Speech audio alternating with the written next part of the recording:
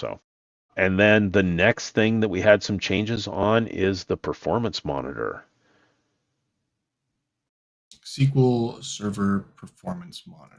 So to get there, what Mitch has done is he's right-clicked on the instance name in the tree view on the left, and then gone to the SQL Performance Monitor.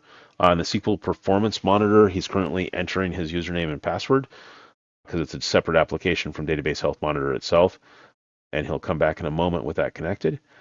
But what the SQL Performance Monitor was designed to do, and we got this from working with clients who had hired us to focus on specific performance issues. So when somebody says we need help with a performance issue that's going on right now, usually the first thing we'll do is start up the performance monitor here, and it's going to give us a bunch of information. First off, how many active connections do we have on the server? And right now it's showing 74 up at the top there, and it's pretty flat. One of the things that is a worrisome trend in that is if that number of connections is like continuing to grow and grow into the hundreds or thousands, that means usually that something's bogged down. I mean, if you're growing from 74 to 75, yeah, not the end of the world.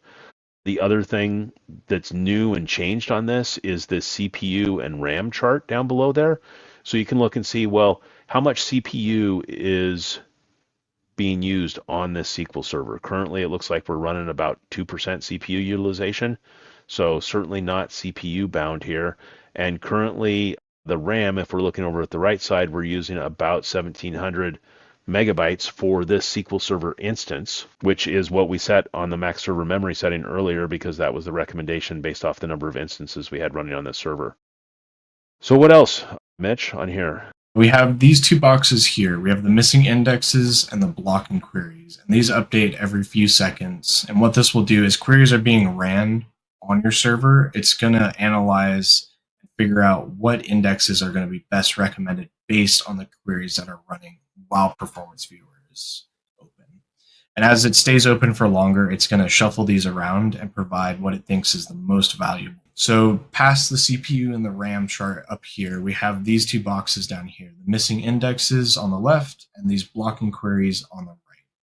And while the performance monitor is open, these missing indexes are going to fill in based on what queries are being ran while the performance monitor is active and running. And it's going to order these based on what it thinks are going to be the most valuable indexes to add to your server. And then same thing with this blocking queries. Well, just a couple notes on the missing indexes before you move to blocking queries. You notice as it updates, you've got the cost numbers there. And the cost number is relative to the value. When we say cost, that's the cost of what would have been saved in execution plans had that index been there. And the other thing that's different is most of the other indexing reports that we have sort of show, like, since the SQL Server was restarted, what are the most valuable indexes? The difference with this is right now, what's running right now that would have been improved by having these indexes. And then the other thing with the missing indexes is we can click on one of those and it appears with the create script down below if you want to go and add it or see more details on it. So. And then same thing with missing indexes. This blocking queries is going to fill in as blocking queries come in, and it will show you what is the blocker and what is currently being blocked. We don't have anything active on here, but it's the same thing with the missing indexes. You'd be able to click on it and it will show you down below what that blocking query is. Yep. And if you want more information or a demo on that one, go back to our podcast from a few episodes ago on blocking and deadlocks. And it's got a really detailed demo of detecting blocking queries with that. So that part hasn't changed. The other thing too is if you go to the reports menu, you can now pop up with the blocking query report or the missing indexes. Well, blocking doesn't show anything because there's no blocking right now, but there's the missing indexes where you can go get that.